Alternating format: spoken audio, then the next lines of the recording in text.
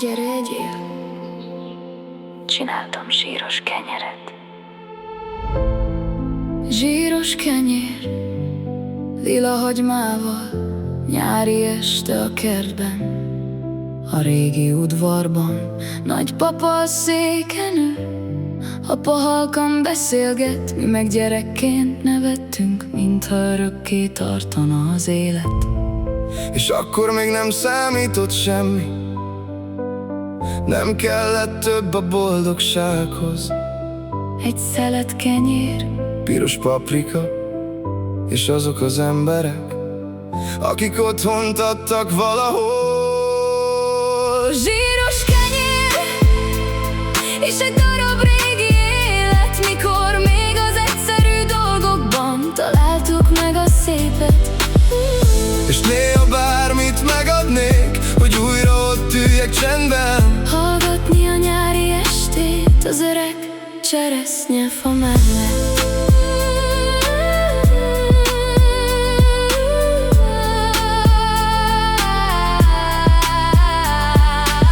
madarak hangja távol, langyos szél az udvarban, a kerti lámpa fénye megült csendben az asztalon. És akkor még nem tudtuk, milyen gyorsan múlik minden, hogy egyszer ezekből az estéből csak emlék marad idebent.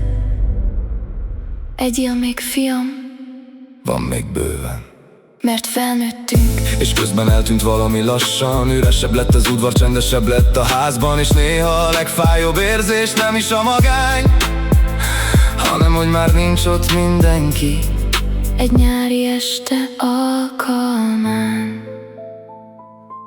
olyan jó volt akkor.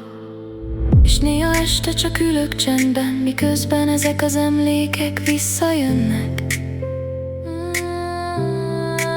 A zsíros kenyér illata, nagymama hangja, a régi kert csendje valahol bennem maradva.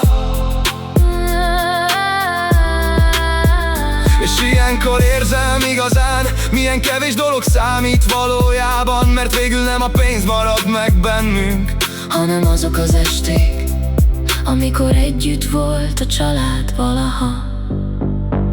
Zsíros kenyér, és egy darab régi élet, mikor még az egyszerű dolgokban találtuk meg a szépet.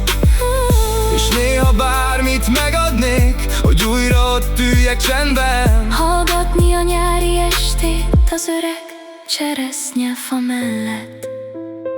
Gyere, egyél, még meleg a kenyér.